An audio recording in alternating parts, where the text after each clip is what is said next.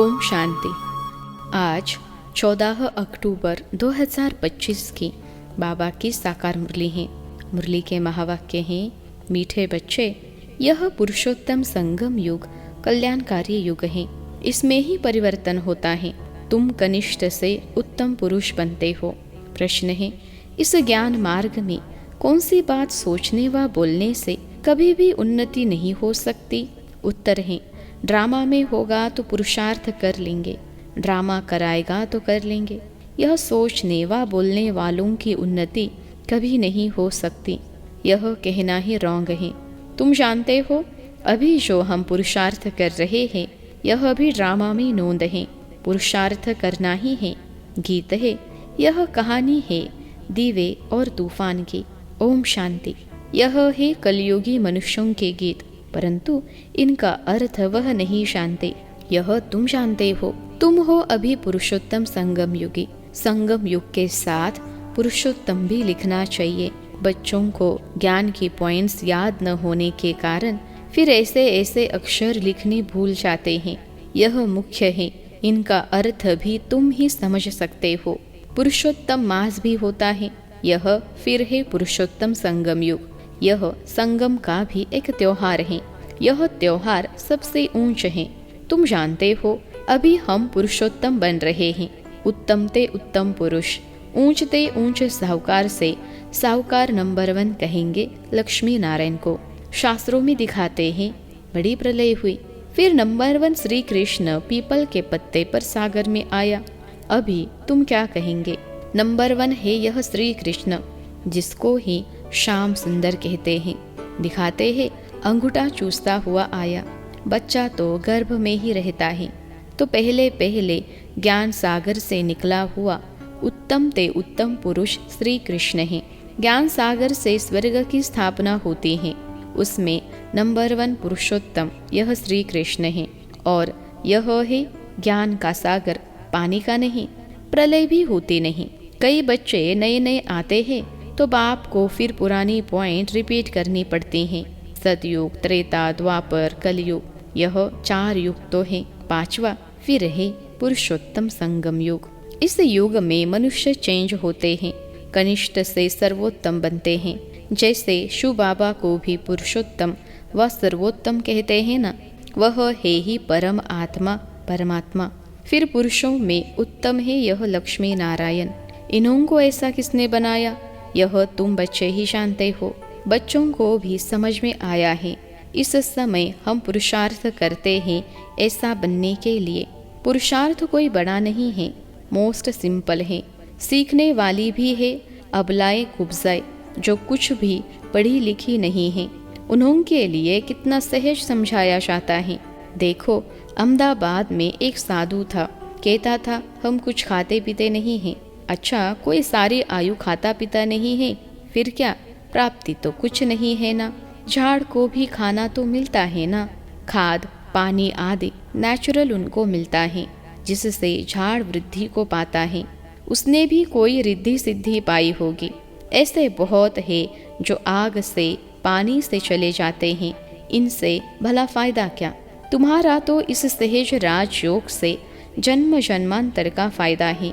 तुमको जन्म जन्मांतर के लिए दुखी से सुखी बनाते हैं। बाप कहते हैं, बच्चे, ड्रामा अनुसार हम तुमको गुह्य बातें सुनाता हूँ। जैसे बाबा ने समझाया है, शिव और शंकर को मिलाया क्यों है? शंकर का तो इस सृष्टि में पार्ट ही नहीं है। शिव का, ब्रह्मा का, विष्णु का पार्ट है। ब्रह्मा और विष्णु का ऑलराउंड पार्ट है। शिव बाबा का भी इस समय पार्ट है, जो आकर ज्ञान देते हैं, फिर निर्वाण धाम में चले जाते हैं। बच्चों को जायदाद देकर खुद वानप्रस्थ में चले जाते हैं। वानप्रस्थी बनना अर्थात गुरु द्वारा वाणी से परे जाने का पुरुषार्थ करना, परंतु वापिस तो कोई जा नहीं सकते, क्योंकि विकारी भ्रष्टाचारी हैं। विकार से जन्म तो सबका होता है। यह लक्ष्मी नारायण निर्विकारी है। उनका विकार से जन्म नहीं होता है, इसलिए श्रेष्ठाचारी कहलाए जाते हैं। कुमारियाँ भी निर्विकारी हैं, इसलिए उनके आगे माथा टेकते हैं। तो बाबा ने समझाया कि यह शंकर का कोई पार्ट नहीं है। बाकी प्रजापिता ब्रह्मा तो जरूर प्रजा का पिता हुआ ना। शिव बाबा को तो आत्माओं का पिता कहेंगे, वह है अविनाशी पिता। यह गुह्य बातें अच्छी रीति धारण करनी है। जो बड़े बड़े फिलोसोफर होते हैं उनको बहुत टाइटल मिलते हैं। श्री श्री 108 का टाइटल भी विद्वानों को मिलते हैं। बनारस के कॉलेज से पास कर टाइटल ले आते हैं। बाबा ने गुप्ता जी को इसलिए बनारस भेजा था कि उन्होंने को जाकर समझो कि बाप का भी टाइटल अपने ऊपर रख बैठे हो। बाप को श्री श्री 108 जगत गुरु कहा जाता है।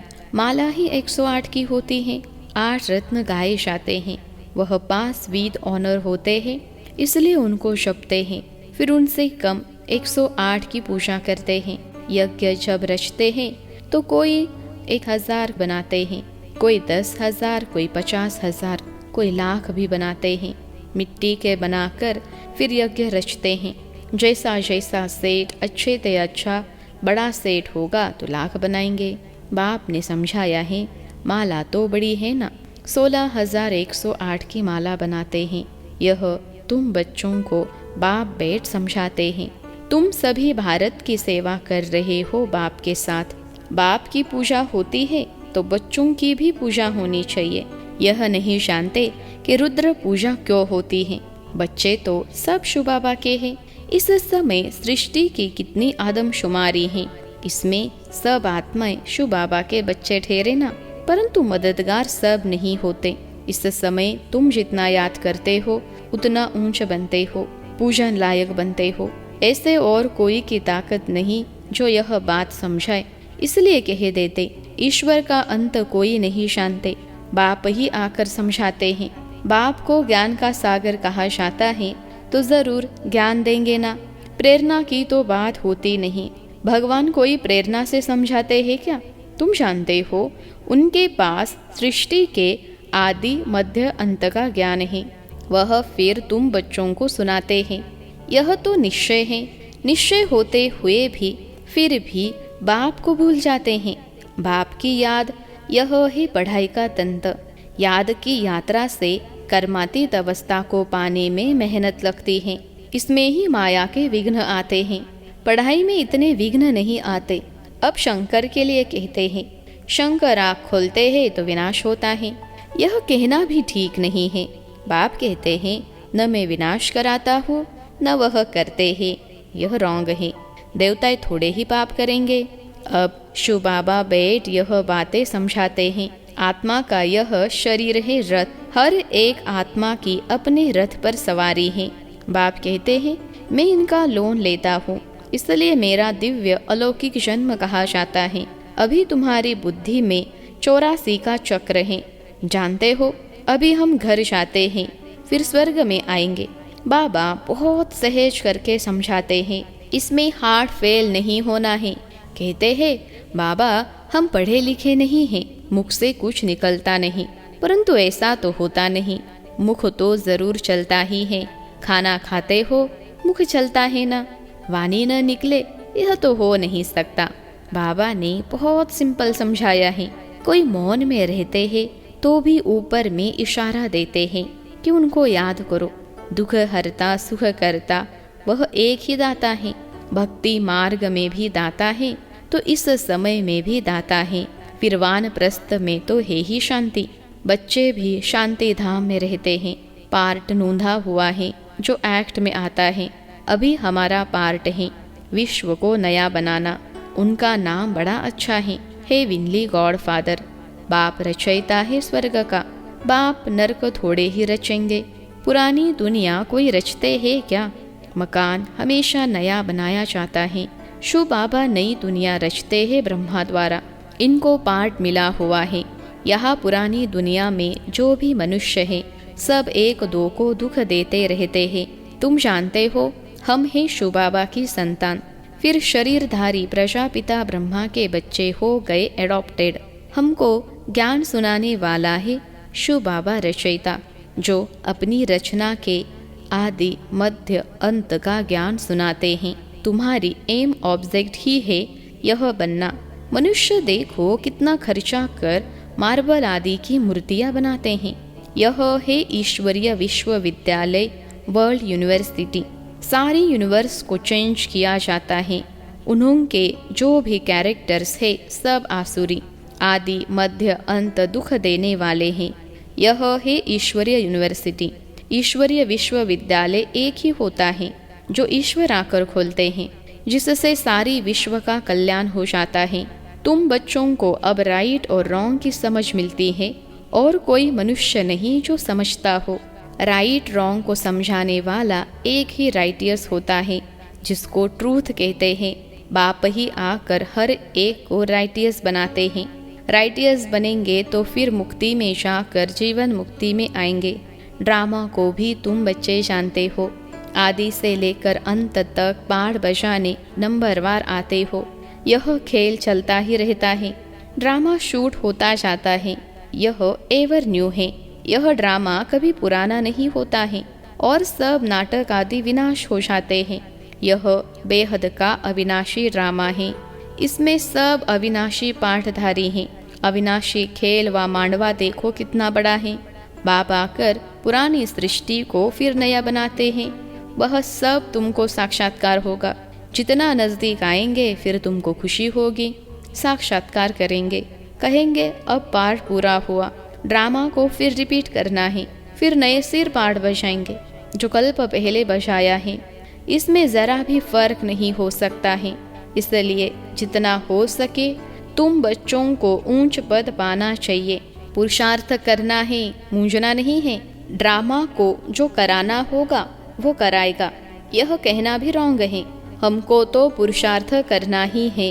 अच्छा, मीठे मीठे सिखलते बच्चों प्रति माता पिता बाप दादा का याद प्यार और गुड मॉर्निंग। रूहानी बाप की रूहानी बच्चों को नमस्ते। हम रूहानी बच्चों की सिखलते रूहानी माता पिता बाप दादा को याद प्यार, गुड मॉर्निंग और नमस्ते बाबा नमस्ते। धारणा के लिए मुख्य सार पहली पॉइंट है, पढ़ाई का तंत्र यानी सार बुद्धि में रख याद की यात्रा से कर्मातीत अवस्था को पाना है। ऊंच पूजनीय बनने के लिए बाप का पूरा पूरा मददगार बनना है। दूसरी पॉइंट है, सत्य बाप द्वारा राइट रॉन्ग की जो समझ मिली है उससे राइटियसपन जीवन बंध से छूटना है। मुक्ति और जीवन मुक्ति का वर्षा लेना है। आज का वरदान है, आपस में स्नेह की लेन देन द्वारा सर्व को सहयोगी बनाने वाले सफलता मूर्त भव। आपस में स्नेह की लेन देन द्वारा सर्व को सहयोगी बनाने वाले सफलता मूर्त भव। अभी ज्ञान देने और लेने की स्टेज पास की, अब स्नेह की लेन देन करो। जो भी सामने आए, संबंध में आए तो स्नेह देना और लेना है। इसको कहा जाता है सर्व के स्नेही व लवली। ज्ञान दान अज्ञानियों को करना है, लेकिन ब्राह्मण परिवार में इस दान के महादानी बनो। संकल्प में भी किसके प्रति स्नेह के सिवाय और कोई उत्पत्ति न हो। जब सभी के प्रति स्नेह हो जाता है तो स्नेह का रिस्पॉन्स सहयोग होता है, और सहयोग के रिजल्ट सफलता प्राप्त होती है। आज का स्लोगन है, एक सेकंड में व्यर्थ संकल्पों पर फुल स्टॉप लगा दो, यही तीव्र पुरुषार्थ है। एक सेकंड में व्यर्थ संकल्पों पर फुल स्टॉप लगा दो, यही तीव्र पुरुषार्थ है। मातेश्वरी जी के अनमोल महावाक्य। आजकल मनुष्य मुक्ति को ही मोक्ष कहते हैं। वो ऐसे समझते हैं जो मुक्ति पाते हैं वो जन्म मरण से छूट जाते हैं। वो लोग तो जन्म मरण में न आना इसको ही ऊंच पद समझते हैं, वही प्रारब्ध मानते हैं। जीवन मुक्ति फिर उसको समझते हैं जो जीवन में रहकर अच्छा कर्म करते हैं। जैसे धर्मात्मा लोग हैं उनको जीवन मुक्त समझते हैं। बाकी कर्म बंधन से मुक्त हो जाना वो तो कोटों में से कोई विरला ही समझते हैं। अब यह है उन्होंने अपनी मत, लेकिन हम तो परमात्मा द्वारा जान चुके हैं कि जब तक मनुष्य पहले विकारी कर्म बंधन से मुक्त नहीं हुआ है तब तक आदि मध्य अंत दुख से छूट नहीं सकेंगे। तो इससे छूटना यह भी एक स्टेज है।